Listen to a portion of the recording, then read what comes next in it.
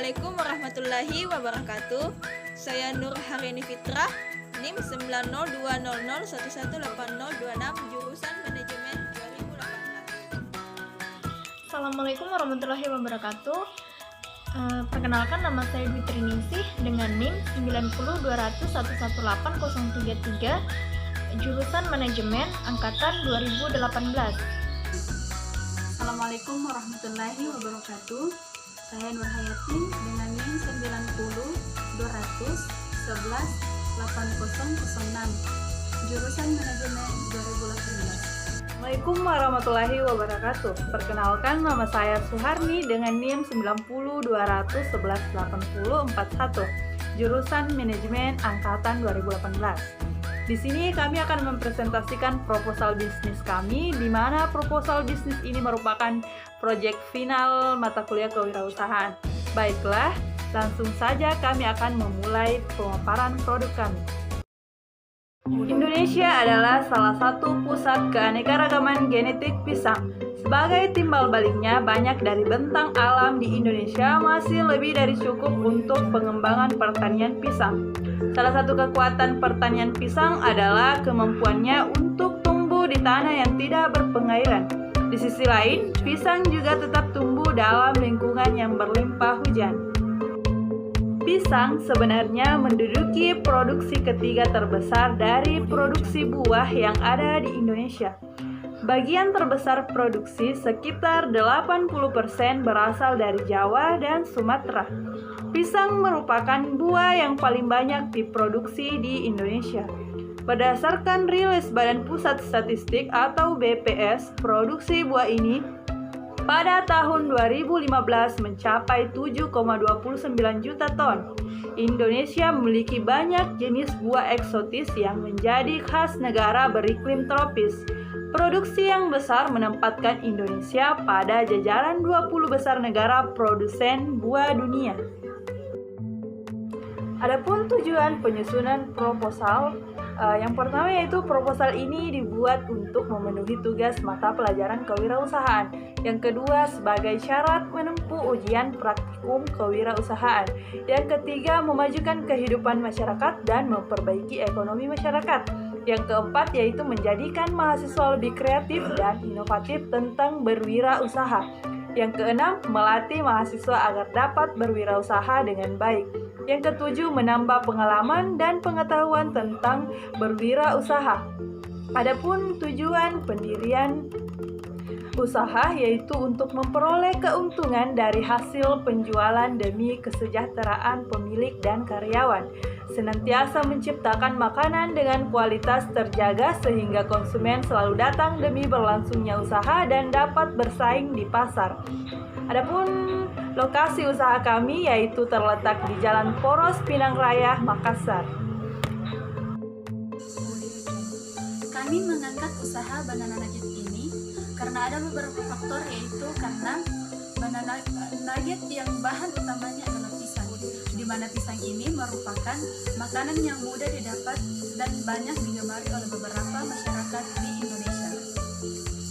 Pisang nugget memang sering menjadi menu sandingan yang sangat nikmat untuk disantap, tentunya dengan bahan yang berkualitas dan dengan cara atau proses yang benar agar para konsumen lebih mudah tertarik. Ada banyak jenis pisang dengan beragam nutrisi yang terkandung di dalamnya, seperti potasium, serat, vitamin A, vitamin K, vitamin C, dan zat besi, sehingga pisang baik untuk kesehatan, seperti meringankan gejala PMS untuk kita para perempuan ya, kayak antioksidan, mengatasi depresi, melindungi jantung, dan meningkatkan metabolisme. Dari banyaknya jenis pisang, ada pisang kepok yang banyak dimanfaatkan sebagai olahan makanan, berbahan dasar pisang seperti pisang goreng, kolak pisang, keripik pisang, hingga banana nugget yang sekarang sedang hits. Aspek permodalan dan biaya. Aspek permodalan dan biaya tidak lepas dari aspek keuangan. Aspek keuangan penting dalam menjalankan sebuah usaha. Pengelolaan keuangan yang baik akan membantu pencapaian tujuan usaha. Dalam menjalankan bisnis, faktor utama yang paling penting adalah aspek keuangan. Mengapa? Karena hitung-hitungan dalam keuanganlah yang akan memberikan informasi tentang kelayakan bisnis.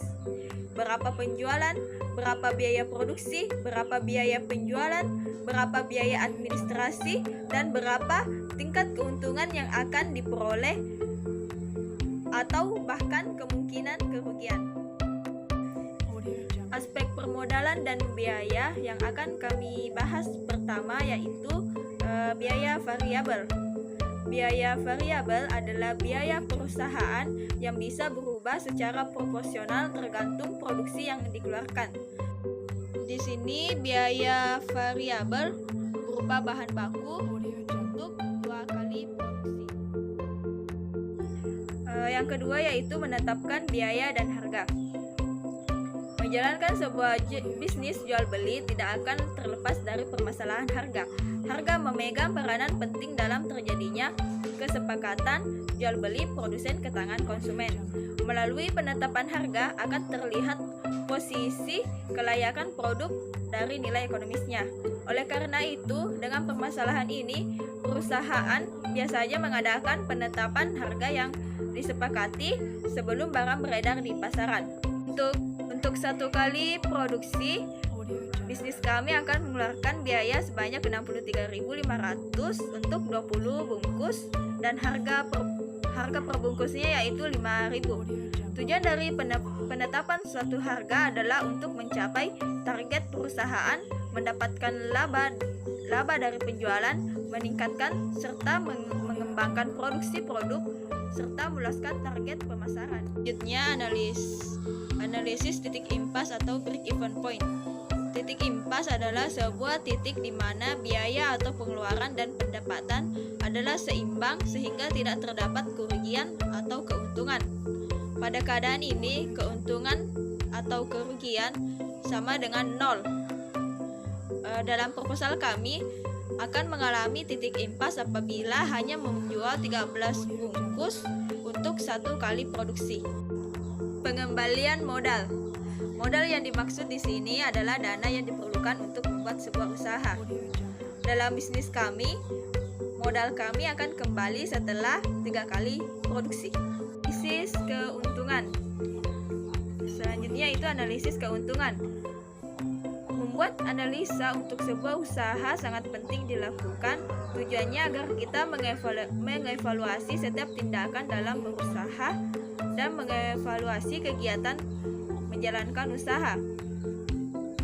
Dalam proposal kami, untuk 1 kali produksi, kami akan memperoleh keuntungan sebanyak 36.500. Baik, selanjutnya yaitu analisis SWOT. Analisis SWOT adalah metode perencanaan strategi yang digunakan untuk mengevaluasi kekuatan, kelemahan, peluang, dan ancaman.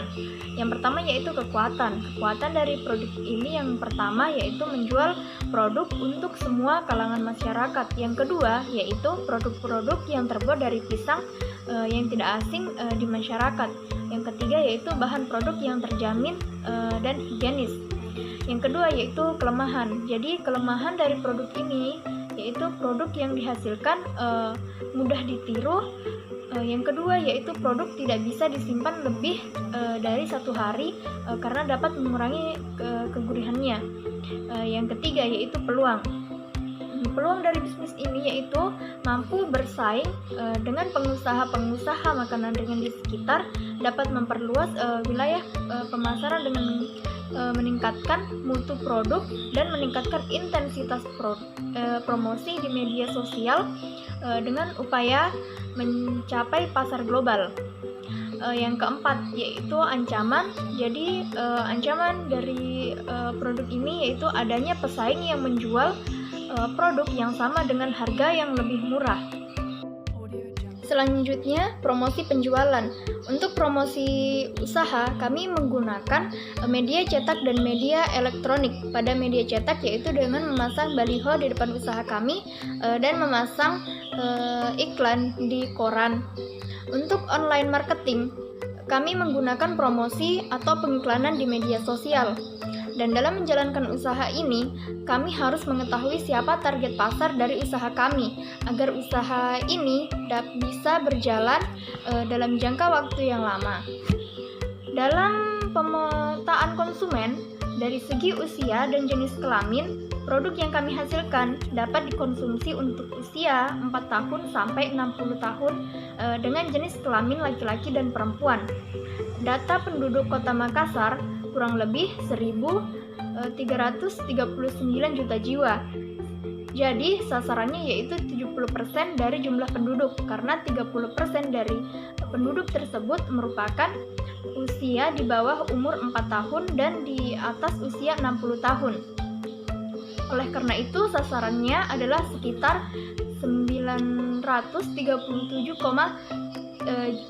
juta jiwa sebagai konsumen. Dalam menjalankan bisnis kuliner masih ada resiko untuk mengalami kerugian atau bahkan kegagalan. Jadi korban tren pasar adalah salah satu resiko yang kerap dialami pelaku bisnis kuliner. Disinilah pentingnya melakukan riset dan perhitungan-perhitungan sebelum memulai usaha. Tren bisnis yang terjadi di masyarakat, utamanya produk kuliner, seringkali tidak bertahan lama. Namun, kita berusaha untuk mengembangkan produk dan strategi pemasaran agar berkelanjutan. Paling tidak menambah masa produk life cycle. Demikian, proposal ini kami susun dengan harapan permohonan pendirian usaha yang kami dirikan dapat dikabulkan. Pembuatan proposal ini bertujuan untuk memperluas wawasan dan ilmu pengetahuan tentang peluang dalam dunia usaha dan untuk memenuhi tugas proyek final kewirausahaan. Dalam pembuatan proposal ini tentunya masih banyak kekurangan. Untuk itu, kami mengharap kritik dan saran yang bersifat membangun guna lebih baiknya penyusunan proposal yang selanjutnya. Akhir dari pemasaran proposal ini, kami ucapkan banyak terima kasih kepada semua pihak yang telah ikut serta berpartisipasi dalam penyusunan proposal dan pendirian perusahaan Damang Food. Wassalamualaikum warahmatullahi wabarakatuh.